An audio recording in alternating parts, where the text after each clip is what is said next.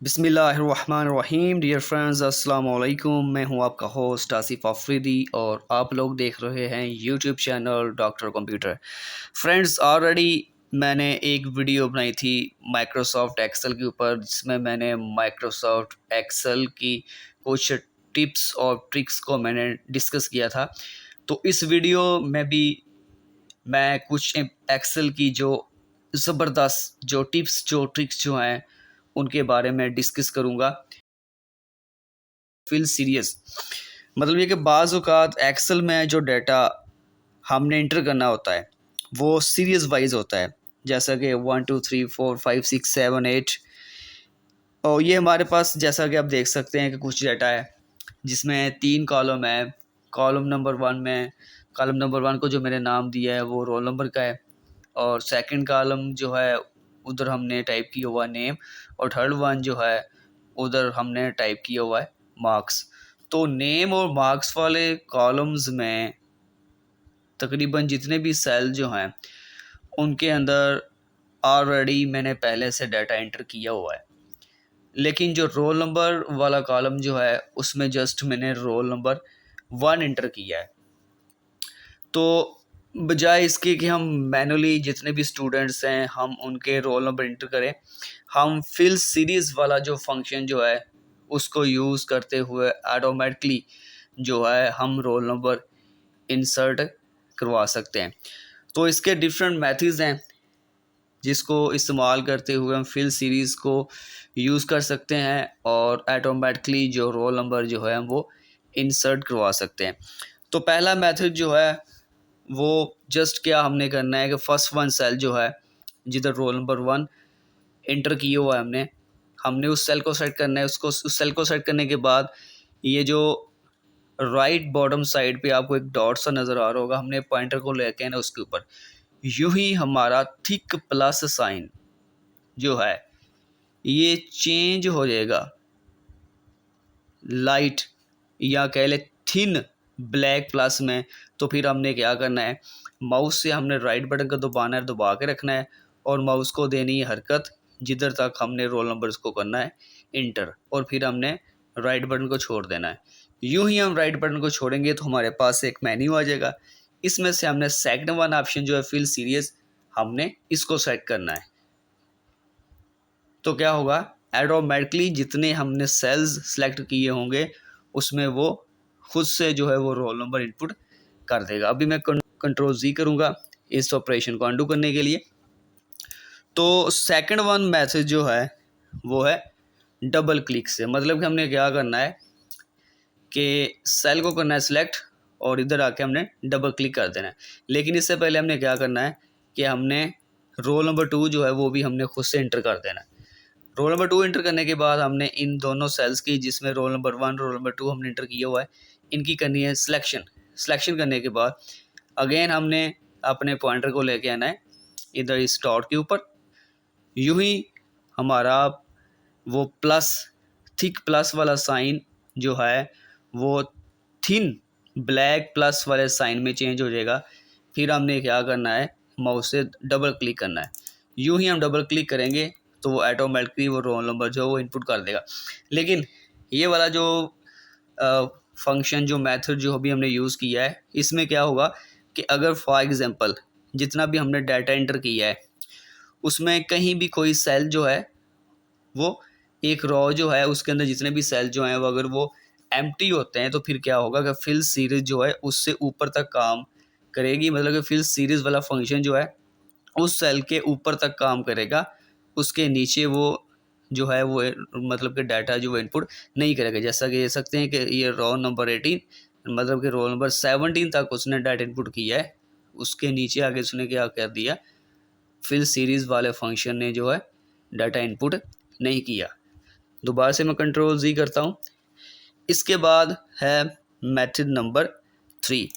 इसके लिए हमने क्या करना है कि जैसा कि फॉर एग्जांपल मैं रोल नंबर 2 को इधर से रिमूव कर देता हूँ। हमने क्या करना है कि रोल नंबर 1 से लेकर जिधर तक हमने फिल सीरीज़ वाले फंक्शन को यूज़ करना है, मतलब कि जिधर तक हमने डाटा इनपुट करवाना है, हमने उन सेल्स की कर लेनी है सिलेक्शन। फॉर एग्जांपल मैं आता हूँ कर तक। ابو بکر تک ہم نے کیا کرنا ہے، اس سیلس تک ہم نے سیلس کی کالن سلیکشن کرنے کے بعد ہم نے پھر کیا کرنا ہے، ہوم ٹیب میں ہم نے جانا ہے ایڈیٹنگ والے گروپ میں، اور یہ والی آپشن جو فل ہم نے اس کے اوپر کلک کرنا ہے، اور ادھر سے ہم نے یہ والی آپشن جو سیریز والی آپشن جو ہے ہم نے اس کے اوپر کلک کرنا ہے۔ یہ ہم اس کے اوپر کلک کریں گے، ہمارے پاس سیریز کا ڈائلاگ باکس آ جائے گا۔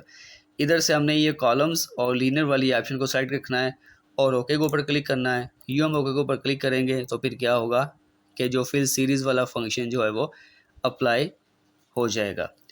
ایک اور میتھڈ ہے، ہم نے کیا کرنا ہے کہ رول نمبر 1 اور رول نمبر 2 ہم نے خود سے انٹر کر لینا ہے، اور اس کے بعد ہم نے کیا کرنا ہے، دونوں سیلس کی کرنی ہے سلیکشن، اور پوائنٹر کو ادھر لانا ہے، ماؤس سے لیفٹ بٹن دبانا ہے اور دبا کے رکھنا ہے، ماؤس کو دینی حرکت، جدھر تک ہم نے ڈیٹا انپٹ کروانا ہے ادھر تک ہم نے اس کو ڈریگ کرنا ہے، اور پھر ہم لیفٹ بٹن چھوڑ دینا ہے۔ یہ ہم لیفٹ بٹن چھوڑیں گے وہ آٹومیٹکلی ڈاٹا جو ہے وہ انپٹ کر دے گا۔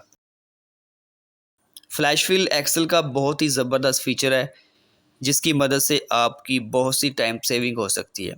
آئیے دیکھتے ہیں ایک فلیش فل کس طرح سے کام کرتا ہے۔ آپ دیکھ سکتے ہیں جیسا کہ میں نے آلریڈی کچھ ڈیٹا پہلے سے انپٹ کیا ہوا انٹر کیا ہوا ہے اپنی ورک شیٹ میں، ایگزامپل 1، ایگزامپل 2 اور ایگزامپل 3۔ ایگزامپل 1 میں جیسے آپ دیکھ سکتے ہیں کہ میں نے فرسٹ ٹائم انٹر کیا ہوا ہے، لاسٹ ٹائم انٹر کیا ہوا ہے، اور آگے ای میل ایڈریس میں نے جو ہے وہ انپٹ کیا ہوا ہے۔ فرسٹ ٹائم میں کچھ نیمز دیے ہوئے ہیں، لاسٹ ٹائم پہ کچھ نیمز دیے ہیں، اور جو ای میل ایڈریس جو ہے اس میں میں نے ایک ای میل ایڈریس جو ہے پہلے سے انپٹ کیا ہوا ہے، جیسا کہ آپ دیکھ سکتے ہیں لکھا ہوا asif.ali24@gmail.com۔ تو فلیش فل سے کیا ہوگا، جدھر ہم نے فلیش فل کا فیچر یوز کرنا ہے، پہلے ہم نے کیا کرنا ہے، اس سیل کو ہم نے سیٹ کر لینا ہے۔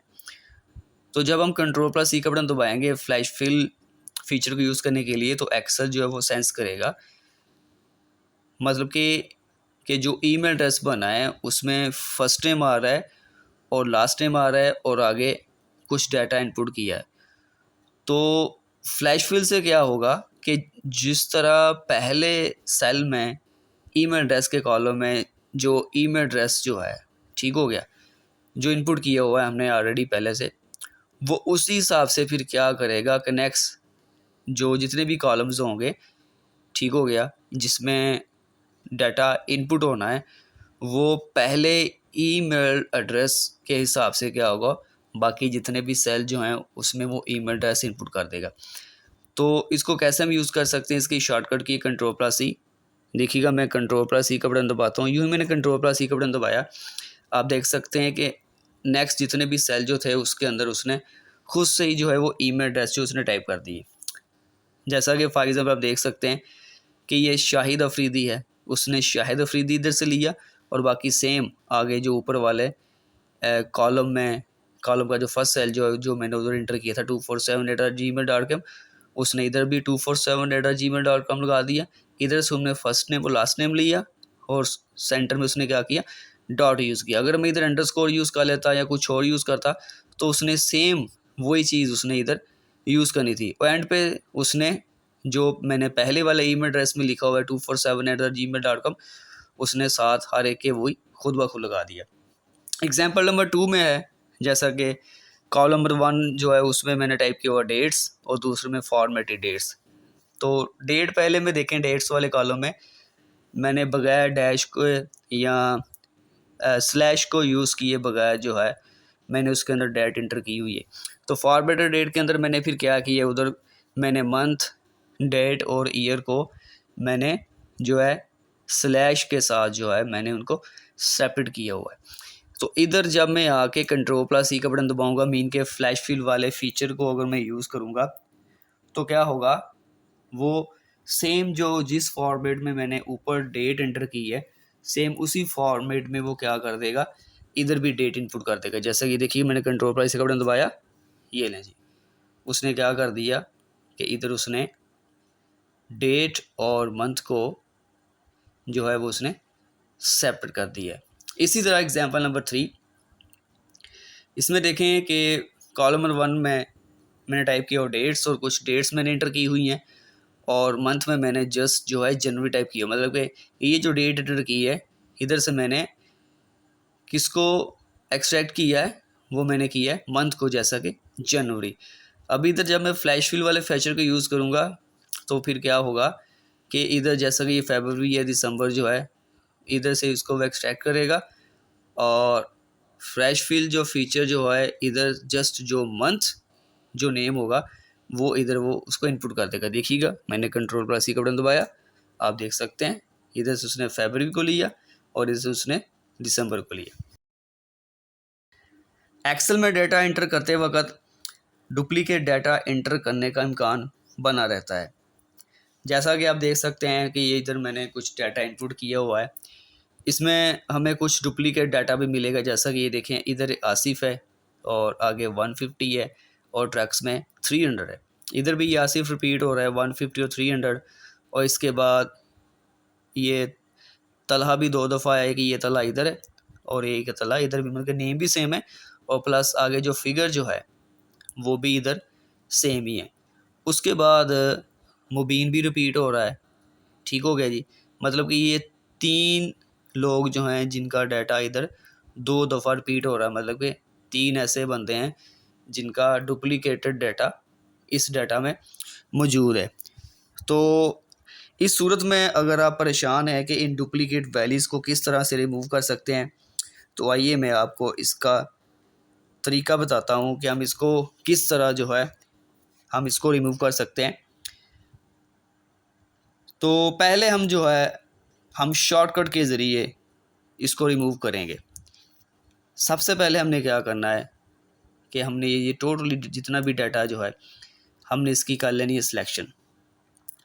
سلیکشن کرنے کے بعد ہم نے پھر کیا کرنا ہے کہ ہم نے کی بورڈ سے آلٹ کا بٹن دبانا ہے، اور پھر بعد میں ہم نے کیا کرنا ہے اے کا بٹن دبانا ہے اور ایم کا بٹن دبانا ہے.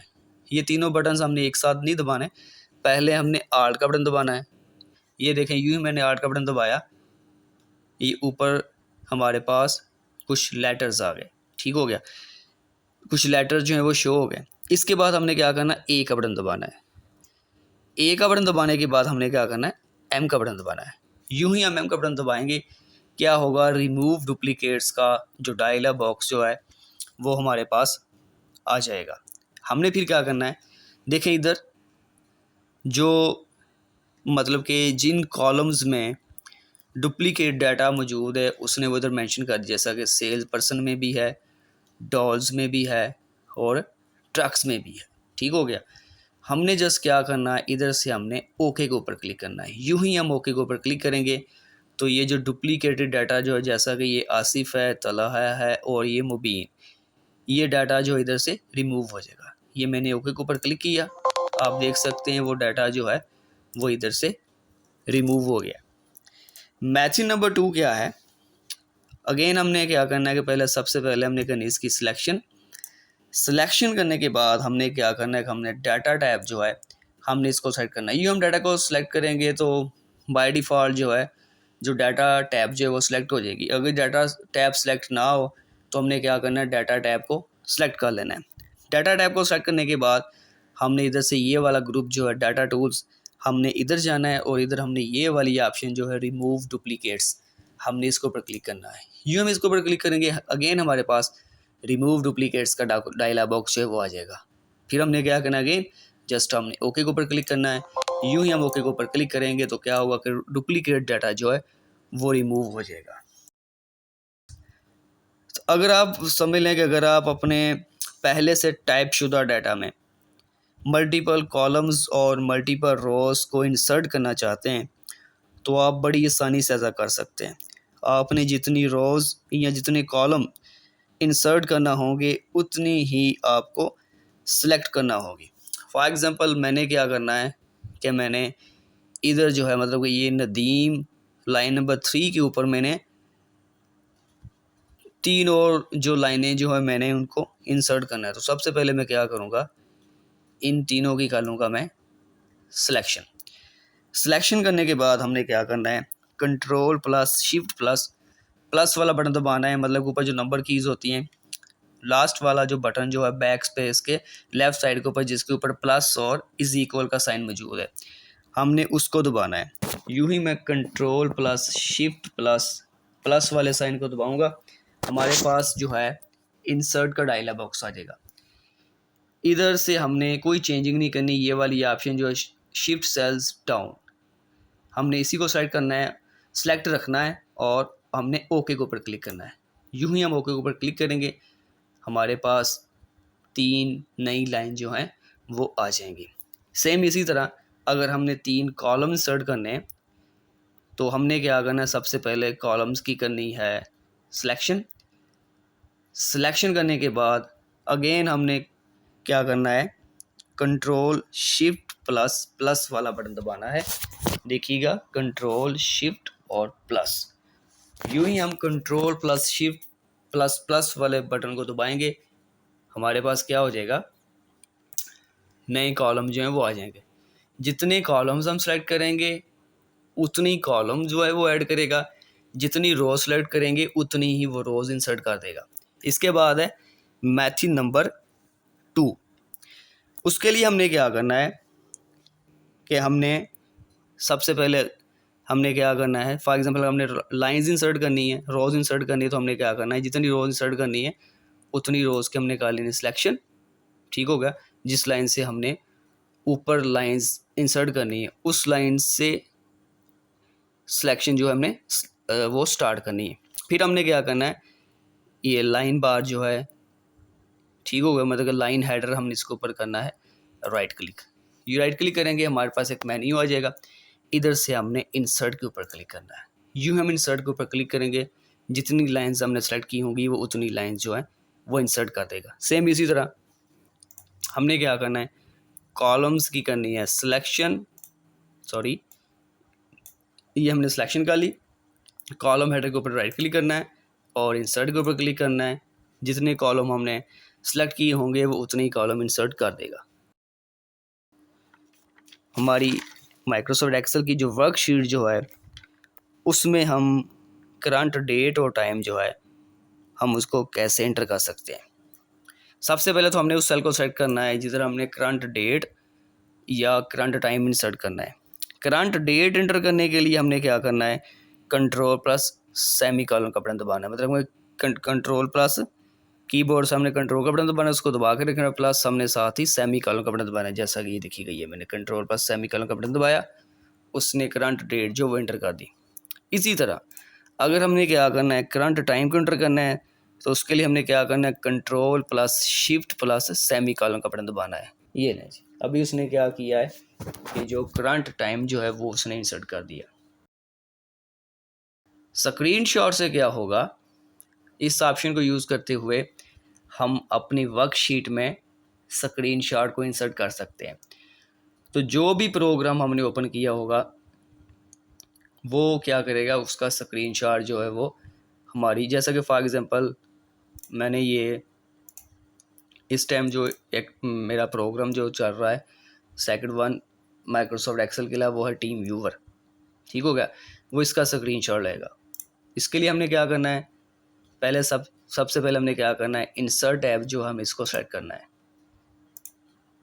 انسرٹ ٹیب کو سلیکٹ کرنے کے بعد ہم نے السٹریشنز والے گروپ میں آنا ہے. ادھر سے یہ والی آپشن جو ہے ہم نے اس کو یوز کرنا ہے, ادھر کلک کرنا ہے. اور اگر ہم کیا کرتے ہیں کہ یہ والی آپشن جدھر ابھی پوائنٹر ہے ہم اس کے اوپر کلک کریں گے تو وہ کیا کرے گا کہ جو ہمارا کرنٹلی ایکٹیویٹی پروگرام جو ہوگا اس کا اسکرین شاٹ لے گا اور جو ہے ہماری ورک شیٹ میں انٹر کر دے گا.